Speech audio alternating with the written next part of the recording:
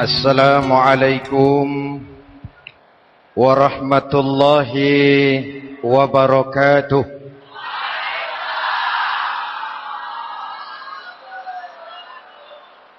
Alhamdulillahi rabbil alamin. Wassalatu wassalamu ala asyrafil mursalin Sayyidina wa maulana Muhammadin wa ala alihi wa sahbihi ajma'in, amma ba'du. Saudara-saudara kaum muslimin yang berbahagia, hadirin, kesempatan malam ini saya ingin cerita akhirat saja. Sudah pernah ke akhirat belum? Mau? Kalau mau saya daftar, besok berangkat. Salah satu rukun iman yang 6, percaya kepada adanya akhirat. Satu saat alam ini akan hancur sehancur-hancurnya.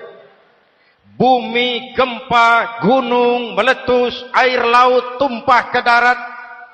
Planet-planet bertabrakan, halilintar menyambar, angin topan bertiup. Semua yang bernama hidup, mati, itu kiamat. Lalu kita akan dibangkitkan di padang mahsyar, dibangkitkan dari kubur kita masing-masing. Dan subhanallah, pada saat bangkit dari kubur itu, keadaan muka kita ini menurut satu riwayat berubah menurut amalan kita masing-masing. Jangan heran nanti ada yang dibangkitkan dari kuburnya itu mukanya berubah jadi muka tikus. Hebat sekali, badannya badan manusia, tangannya tangan manusia, mukanya muka tikus. Sebab apa? Sebab waktu di dunia amalannya amalan tikus. Apa amalan tikus itu? Suka menggeragoti barang yang disimpan rapi-rapi.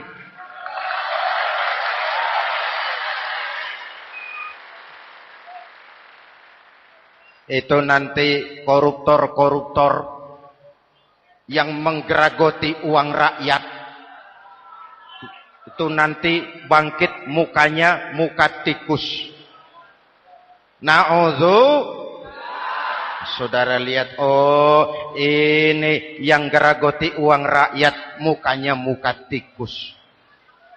Ada lagi yang bangkit dari kubur, mukanya itu berubah jadi muka harimau. Kenapa? Waktu di dunia amalannya amalan harimau. Apa harimau itu? Mau menang sendiri, keras kepala, kupeh.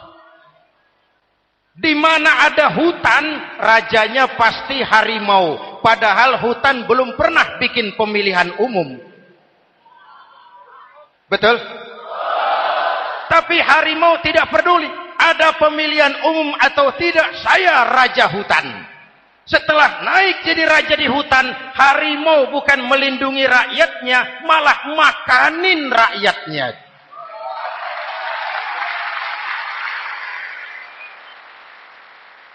Orang-orang yang mau benar sendiri.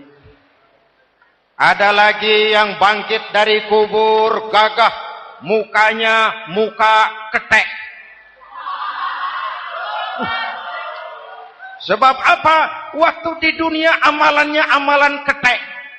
Apa ketek itu? Rakus, serakah, tamak. Coba, ketek itu kasih pisang, dimakan. Berikan lagi, pegang. Berikan lagi, kakinya yang megang. Temannya diberikan, masih dirampas juga. Ketek. Serakah. Kalau mental ketek masih gentayangan di republik ini, maka pemerataan cuman akan jadi dongeng. Kaum muslimin yang berbahagia, pada saat itu di akhirat nanti, setiap orang sibuk dengan urusannya sendiri-sendiri. boleh jadi setiap kita lalu akan dimintakan pertanggungjawaban jawab. Boleh jadi orang tua tidak sempat lagi mengingat anaknya, saudara tidak lagi sempat memikirkan saudaranya. Tiap orang akan dimintakan pertanggungjawaban jawab. Dalam kondisi seperti itu, Rasulullah mengajarkan sab'atun yudhilluhumullahu yawma la dhilla illa zilluh. Ada 7 golongan manusia yang di akhirat nanti akan langsung mendapat perlindungan dari Allah Subhanahu wa taala. Orang lain sibuk, dia tenang. Orang lain resah dan gelisah, dia ayem. Kenapa? Mendapat perlindungan dari Allah. Sebab ketika di dunia ia memberikan perlindungan kepada orang banyak. Siapa mereka? Mudah-mudahan kita termasuk salah satu di dalamnya. Mencari perlindungan Allah lebih-lebih dalam situasi sekarang ini. Pertama, imamun adil. Yang akan mendapat perlindungan langsung dari Allah adalah pemimpin yang adil. Sebab apa?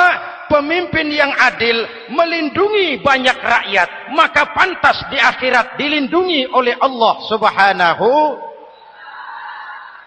Kita ini kan zon politikan. Kita ini makhluk yang tidak mungkin hidup sendiri-sendiri. Untuk melaksanakan hajat bersama, kita memerlukan pemimpin. Memilih pemimpin itu tidak sulit. Dalam fikih, ketika sholat, itu dijelaskan bagaimana cara memilih imam. Siapa yang diangkat jadi imam? Pertama, a'lamuhum.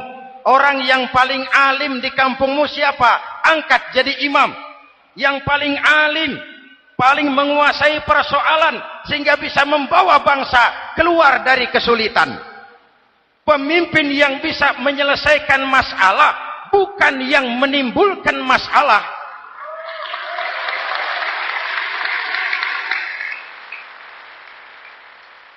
Apalagi kalau pemimpinnya jadi masalah. Bagian dari masalah. Ini namanya pengurus jadi urusan. A'lamuhum. Pak, di kampung saya ada 2 orang. Alimnya sama. Yang mana yang jadi imam? Afsahuhum. Yang lebih fasih lidahnya. Yang paling pandai menyuarakan aspirasi rakyatnya. Punya sense of crisis. Yang satu alim tapi pelo. Yang satu alim tidak pelo. Yang tidak pelo jadi imam. Kenapa? Tidak sah orang fasih bermakmum kepada imam pelo. Pak, ini imam pelo, makmum pelo semua. Sah. Namanya kampung pelo. Aduh Pak, ini 2 orang alimnya sama, fasihnya sama. Yang mana yang jadi imam? Aktsaruhum sinnan. Yang lebih tua umurnya, senioritas baru dihitung. Lahirnya bareng Pak. Yang mana yang jadi imam? Awaluhum hijratan. Yang lebih dulu tinggal di situ. Yang punya semangat nasionalisme yang tinggi. Yang cinta kepada bangsa dan rakyatnya. Sudah ada imam? Sudah. Ayo azan. Apa azan itu? Proklamasi. Sholat mau dimulai. Sudah azan? Sudah. Qobliyah 2 rakaat. Qobliyah. Apa qobliyah itu? Dulu ada namanya Panitia Persiapan Kemerdekaan Indonesia. Qobliyah. Sudah qobliyah? Sudah. Luruskan shaf. Atur barisan yang lurus. Rapatkan barisan. Apa ini? Bentuk pemerintahan yang kompak, bersih, berwibawa. Jangan sesama elit saling tawuran.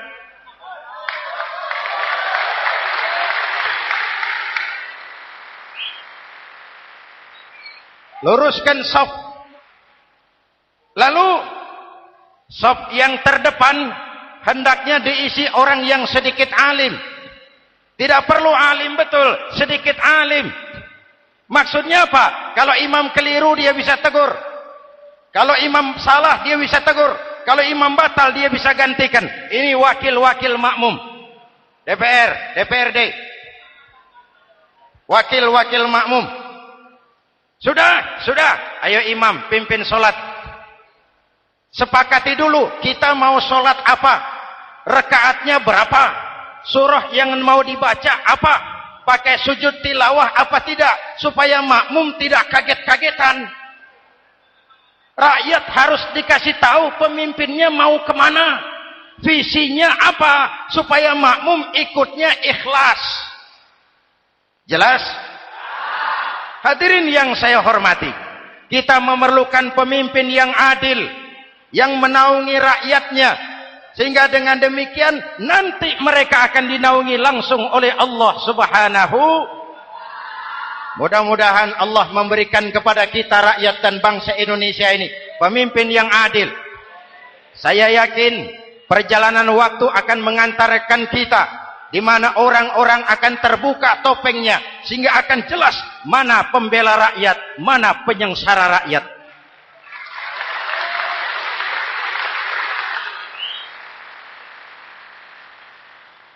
Lalu sebenarnya tiap kita ini kan pemimpin. Pak Lurah pemimpin di kelurahannya, Pak Camat pemimpin di kecamatannya, kepala suami pemimpin di rumah tangganya, anak muda pemimpin bagi dirinya. Dan setiap kita akan dimintakan pertanggungan jawab tentang apa yang kita pimpin.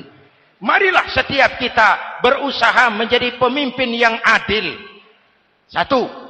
Yang kedua, syab nasya'a fi ibadatillah. Anak muda yang tekun beribadah kepada Allah. Amin. Remaja adalah masa depan kita semua. Akan bagaimana Republik Indonesia, bahkan akan bagaimana Islam di Republik Indonesia 20, 30, 40 tahun yang akan datang, anak-anak kita jawabannya. Jelas? Maka menghancurkan Islam tidak usah menyegel masjid, tidak usah menutup pesantren, tidak perlu melarang pengajian. Cukup dengan meracuni remaja dan pemuda Islam, menjauhkan mereka dari agama dan ulama. Kalau mereka sudah jauh dari agama dan ulama, tinggal menunggu pergantian generasi.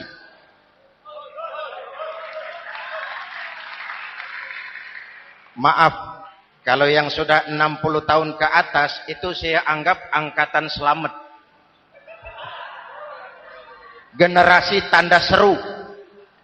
Insya Allah mantap akidahnya, tidak goyah imannya. Tapi yang 30 tahun ke bawah, adik-adik saya ini, the next generation, kalian yang jadi pilot project, remaja-remaja Islam, kalau mau jadi remaja dan pemuda modern, jangan dekat-dekat ke masjid kuno. Masjid khusus 70 tahun ke atas. Baca Quran kampungan. Ngaji urusan akhirat. Seiring dengan itu, modernisasi diartikan dengan westernisasi. Kau tidak bisa jadi pemuda modern kalau semua yang datang dari barat belum kau telan mentah-mentah. Kau harus bisa bergaul seperti orang barat, berpakaian seperti orang barat, berumah tangga seperti orang barat, makan minum seperti orang barat. Kalau nyanyi lagunya lagu barat yang orang lain nggak ngerti, kamu juga nggak tahu. Mengalirlah narkoba dalam segala bentuknya. Maka muncullah generasi-generasi santai, generasi-generasi salon yang mencoba mencari pelarian hanya dengan kesenangan sesaat, tapi menghancurkan masa depan yang pasti.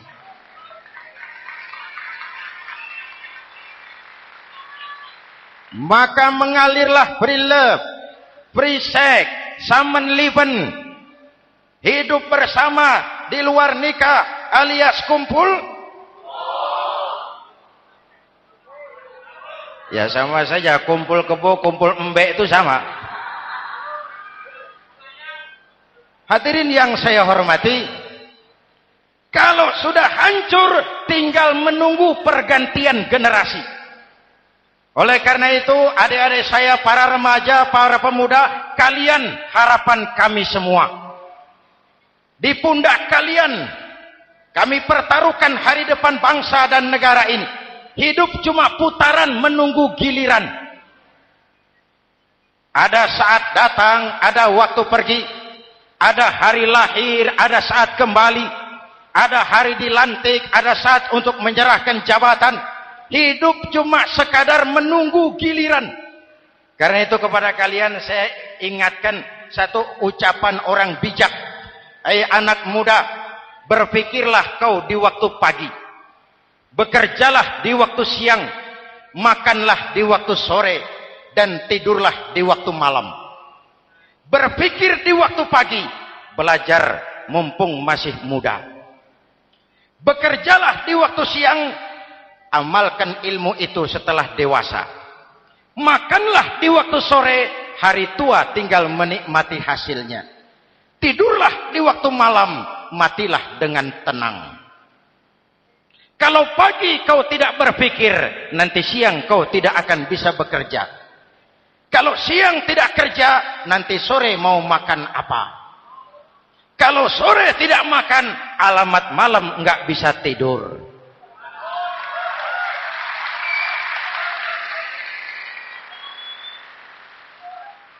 Kalau waktu remaja, waktu muda maunya santai-santai saja, dewasanya bingung.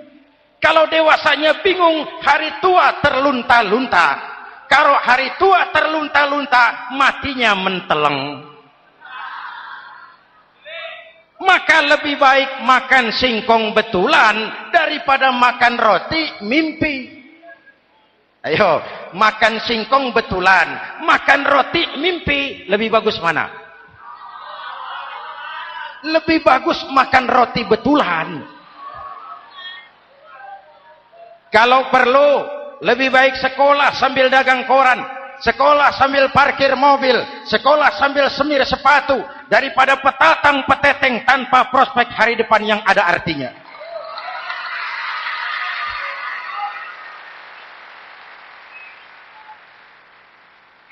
Inilah golongan kedua yang nanti akan langsung mendapat perlindungan dari Allah. Anak muda yang tekun ibadah. Kalau orang tua tekun ibadah, pantas.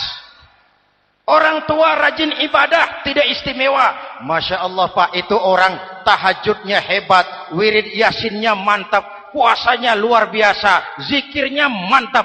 Umurnya berapa? 70. Wajar. Lalarwi sanjo.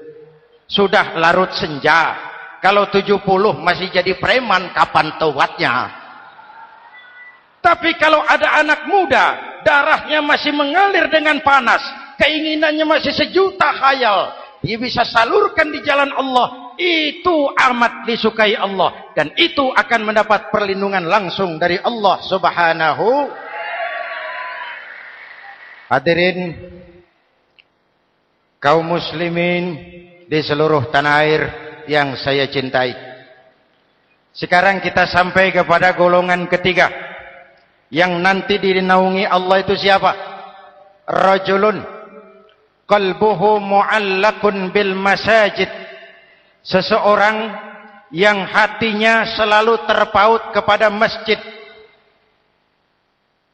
Masjid memang tempat melaksanakan solat, tapi lebih dari itu dia adalah pusat kegiatan umat. Umat Islam dengan masjid seperti ikan dengan air, tidak boleh berpisah.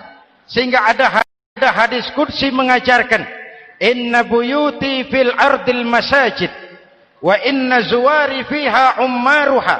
Rumahku di permukaan bumi adalah masjid. Orang-orang yang memakmurkan masjid adalah tamuku. Dari masjidlah terpancar semangat silaturahmi, dan itu yang sangat kita perlukan sekarang. Di tengah-tengah kerentanan kita sebagai bangsa, masjid harus jadi lem perekat. Di sini siapapun yang datang mengucapkan assalamualaikum, betul? Menebarkan salam, menebarkan rasa damai, bersalaman. Kata Nabi, ma min muslimaini yaltaqiyani fayatasafahani illa ghafarallahu dzunubahuma. Apabila dua orang Islam bertemu lalu bersalam-salaman, Allah akan menghapuskan dosa yang terjadi di antara kedua orang itu. Bangsa kita sedang rentan perpecahan. Benih-benih disintegrasi bertebaran di mana-mana. Maka mari kita kembali ke masjid untuk menyusun semangat kebersamaan, meluruskan saf, merapatkan barisan, dan menerjemahkannya di luar masjid. Ini ada kaitannya dengan faktor yang keempat, yang langsung dilindungi Allah. Siapa mereka? Rajulani tahabba fillahi ijtama'a alaihi wa tafarraqa alaihi. Dua orang yang bersaudara, bertemu karena Allah, berpisah karena Allah. Itu akan dilindungi langsung oleh Allah di hari akhirat nanti. Dua orang bersaudara, bertemu karena Allah, berpisah pun juga karena Allah. Tadi dalam perjalanan ke sini, saya melalui sebuah desa. Masih ada sisa-sisa tawuran antar desa. Saya tidak sebutkan desanya, itu rahasia perusahaan. Saya cuma prihatin, siapa lawan siapa?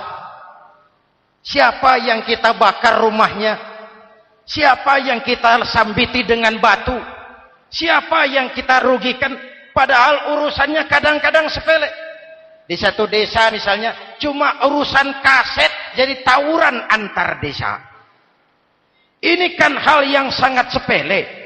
Padahal Nabi mengajarkan dengan keras, kalau dua orang Islam saling bertengkar, al-qatil wal maktul finnar. Yang membunuh dan yang dibunuh, dua-duanya neraka. Sahabat bertanya, ya Rasul, kalau yang membunuh masuk neraka, pantas. Kenapa yang dibunuh neraka juga? Rasulullah senyum lalu berkata, yang dibunuh pun sudah punya niat membunuh. Cuma keduluan dibunuh. Andai kata tidak dibunuh, dia yang akan membunuh. Mari kita renungkan, kenapa sebagai bangsa kita seperti tercabut dari akar budaya kita. Kita jadi beringas, kita jadi brutal untuk hal yang sepele. Yang satu teriak Allahu Akbar, yang lain teriak Allahu Akbar. Siapa lawan siapa? Dulu Bung Tomo teriak Allahu Akbar, musuhnya londo. Sayyidina Hamzah, Khalid bin Walid teriak Allahu Akbar, yang dilawan kafir. Abu Jahal, Abu Lahab, Abu Sufyan. Sekarang si Ali lawan si Hasan, Hasan Allahu Akbar, Ali Allahu Akbar. Siapa lawan siapa?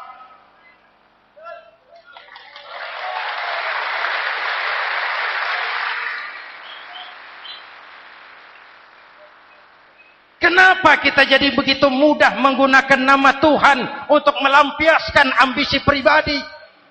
Kenapa Allahu Akbar yang begitu sakral kita lepas cuma untuk pelampiasan sebuah dendam? Dua orang yang bersaudara bertemu karena Allah, berpisah karena Allah. Itu ukurannya. Kau di jalan Allah, kau saudaraku. Keluar dari jalan Allah, selesai persaudaraan sampai di sini.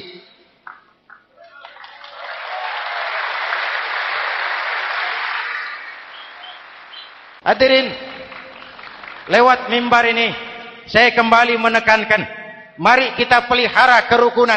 Pertama, rukun antar umat seagama. Sesama muslim harus bersatu. Yuk, kita rukun yuk. Kita kompak yuk. Kita bersatu yuk. Sesama muslim, kaos boleh berbeda, boleh. Jaket boleh tidak sama, silakan. Paham politik boleh berbeda, boleh. Kau lewat sana, saya lewat sini, nanti kita ketemu di sana. Betul? Mari lapang dada menerima perbedaan, tetapi mengarah kepada satu tujuan yang sama. Walaupun bineka, kita ini tunggal. Seperti dilatih di masjid ini. Dua orang yang bersaudara bertemu karena Allah, berpisah karena Allah. Hati-hati, di masyarakat sekarang ini kan lebih banyak tukang kompor daripada tukang lem. Tahu tukang kompor? Hangati sana, panasi sini, bakar sana, sulut sini. Terbakar kita, dia lari tepuk tangan. Udah capek kita rakyat diobok-obok. Udah capek kita rakyat dialamatkan, dijadikan address. Semua kalau pidato demi rakyat, untuk rakyat, buat rakyat, padahal nggak pernah kenal sama rakyat. Kita cuma jadi alamat. Mari kita kokohkan akar kebersamaan. Kita sama-sama anak Ibu Pertiwi. Di negeri ini kita dilahirkan. Air negeri ini yang kita minum. Udara negeri ini yang kita hirup. Kalian remaja, kalian pemuda, lebih bertanggung jawab karena kalian anak Ibu Pertiwi. Hadirin yang saya hormati, maka tetaplah jaga semangat kebersamaan. Ini yang keempat. Yang kelima, rajulun zakarallaha khalian fafadat ainahu. Seseorang yang mengingat Allah dalam kesunyian lalu berlinang air matanya. Tengah malam, dikala orang sedang tidur, dia bangun munajat. Gemersik tikar tersentuh tangan, laksana lambaian tangan malaikat maut datang hendak merenggut nyawa. Terbayang dosa yang pernah dia kerjakan, air mata berurai membasahi pipi tanpa terasa. Orang yang munajat semacam itu nanti langsung mendapat perlindungan dari Allah Subhanahu. Saya pernah baca hadis qudsi, merinding bulu kuduk saya mendengar hadis qudsi ini. Terbayang Indonesia saya, Indonesiaku, Indonesiamu, Indonesia kita semua. Apa kata Allah dalam hadis qudsi? Inni la ahammu bi'azabi ibadi. Kadang-kadang aku muak melihat tingkah laku manusia. Aku kepengen turunkan azab. Kalau azab turun di bumi, kita sudah merasakan banjir di mana-mana. Manado banjir, Sumatera Barat banjir, Jambi banjir, Bengkulu, tanah longsor di Purworejo, Cilacap banjir, Sukabumi gempa, Pandeglang gempa, ekonomi terpuruk, antar kampung tawuran, antar elit di atas tawuran.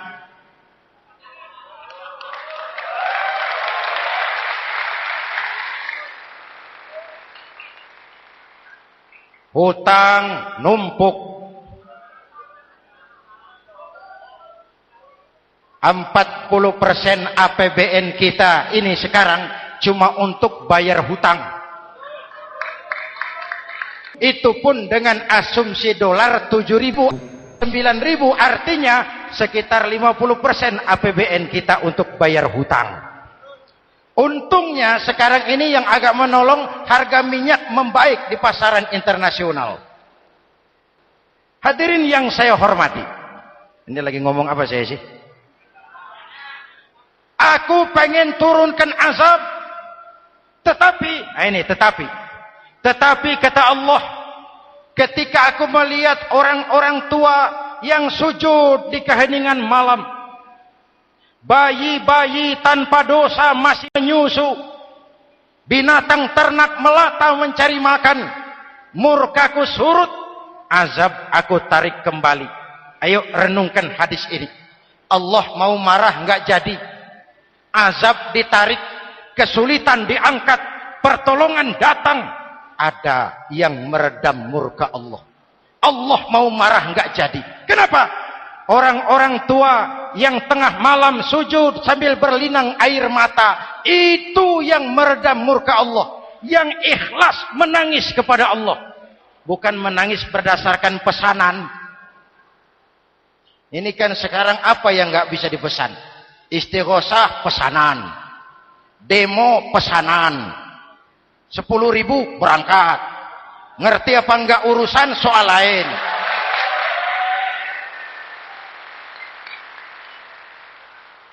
Jadi bukan demonstran, pekerja demo.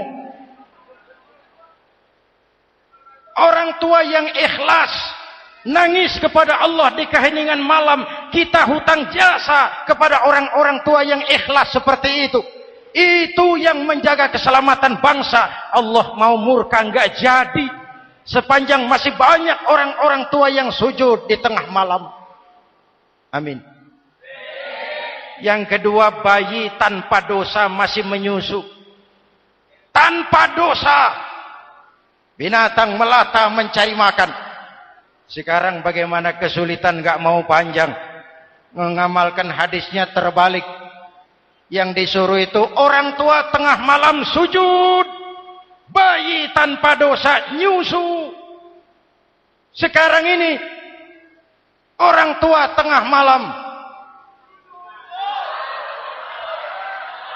nyusu, bayi tanpa dosa dibuang ke tempat sampah. Akibat pergaulan bebas, bayi tanpa dosa dibuang ke tempat sampah. Orang tua tengah malam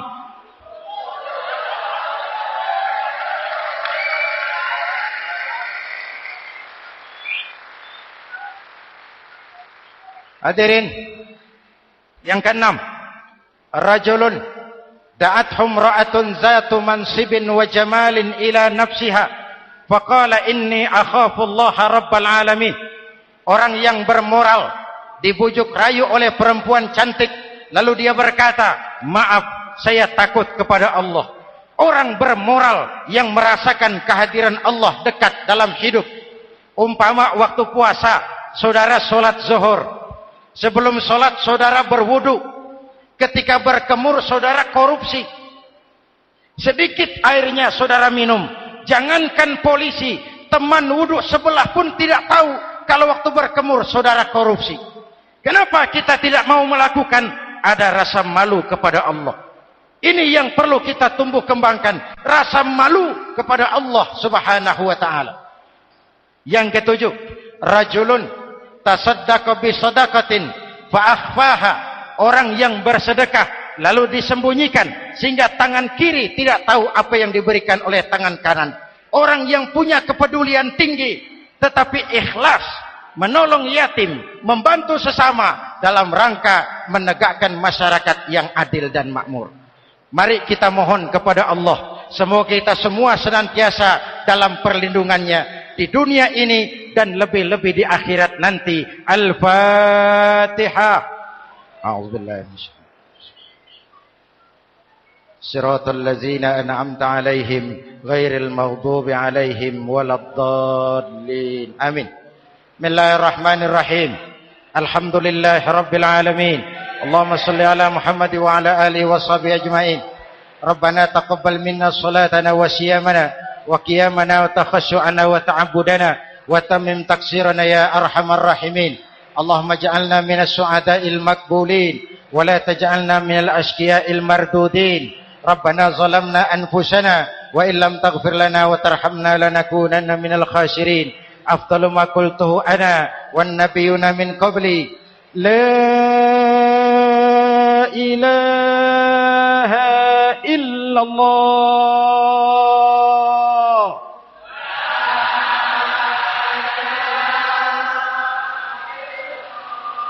La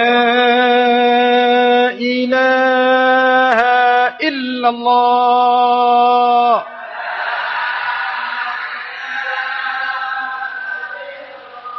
Muhammadur Rasulullah.